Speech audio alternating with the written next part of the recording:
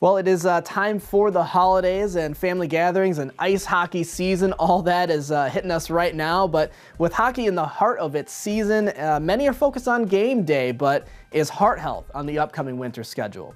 Former professional ice hockey player Craig Cunningham knows the true meaning of putting his heart into the game, and last year he collapsed on the ice after suffering from sudden cardiac arrest, or SCA.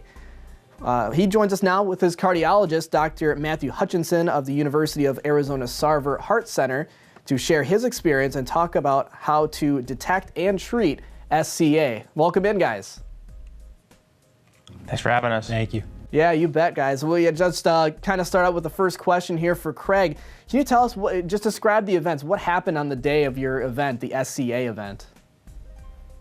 Yeah, it just was a typical game day. I've gone through these same reps 300-400 times now in my life, and down to morning skate, home for a nap and a meal, and back to the rink for an off-ice warm-up, then on-ice warm-up, then come out for the national anthem, line up, waiting seconds away from the drop of the puck, and obviously suffer a sudden cardiac arrest and collapse on the ice, motionless and pulseless, and luckily I'm in a public place where there was lots of EMT trainers from both teams and the local fire department on hand, and they immediately started CPR and eventually shocked me with an AED and got me stable enough to bring me to the hospital so a cardiologist and cardiac surgeon could get a hold of me and do what needed to be done.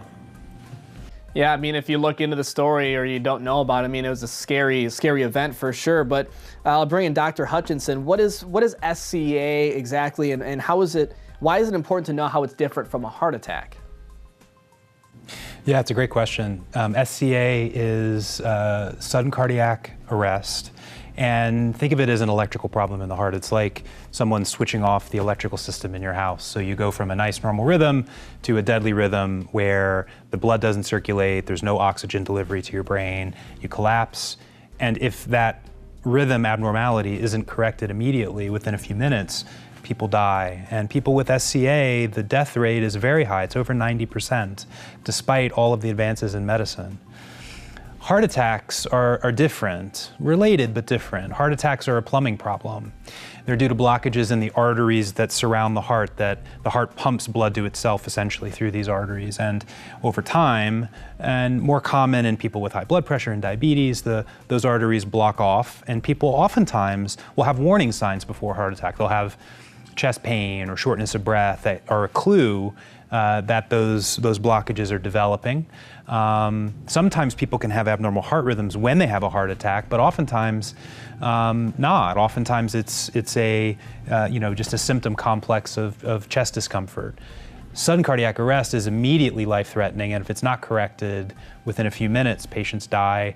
And it's frustrating for providers because we don't have a good way of finding these patients because they present with the arrhythmia as their original diagnosis. So they don't have any medical problems. Craig is an elite competitive athlete, 26 years old. He doesn't have any medical problems.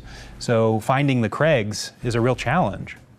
Yeah, I mean, it's pretty wild. I mean, you think about that. And Craig, if you can kind of walk us through, what was the recovery process and the therapy that you received? Yeah, obviously, a month or two in the ICU and trying to get stable enough and trying to get, the doctors to be comfortable enough for them to discharge me of the care. And I think one of the biggest determining factors was once my heart got healthy enough and I was able to be operated on again. I talked to Dr. Hutchinson about these internal defibrillators and why people get them, the rate that they're used and the rate that they fire and how effective they are in saving people's lives. And for me to move on and live a regular life where I'm not relying on other people all the time, to know CPR, to know how to use an AED, it's been a huge, I guess just a mental way to kind of get through the event. I think the hardest part of, obviously after surviving a sudden cardiac arrest is the PTSD that comes with it. It's it's something that's always on your mind. There's no diagnosis. It's a why this, what if that, and these defibrillators kind of put that at ease and take it away. And Dr. Hutchinson, is SCA a preventable event? Is something you can prevent in the future? And then how is Craig has a device that helps him with that SCA or helps prevent it? So I guess maybe I answered my own question, but you go ahead and take that. You're the expert. Yeah, unfortunately, we don't think about SCA as a preventative disease. There isn't a good way of knowing when or if it will happen. And Craig speaks to the frustration of living with this, because there's always that risk in the background that what happened to him on the ice is going to happen to him again. When, if, are there things that you can do to make it worse or better? And we're not smart enough yet to know what those factors are. So when we think about SCA, we think about aborting it, stopping it once it happens. And defibrillators are incredibly effective at doing that. And that's why Craig has a defibrillator. And pretty much everybody that has an SCA ends up with a defibrillator, which is a implantable shock box that goes under the skin. And it monitors the heart rhythm 24 hours a day, 7 days a week. They're very effective at detecting and treating dangerous heart rhythms when they happen. They can pick it up almost immediately, charge up and deliver a shock, and restore normal rhythm, and that works more than 95% of the time to get people back to where they were. So really, not only a life-sustaining therapy, but an empowering therapy for someone like Craig that is busy. He's got a busy schedule, he's working, he's traveling, he's busier than I am. And so we gotta keep him doing those things, and the defibrillator enables him to do that. And gentlemen, we're out of time, but real quick, where can they go for more information?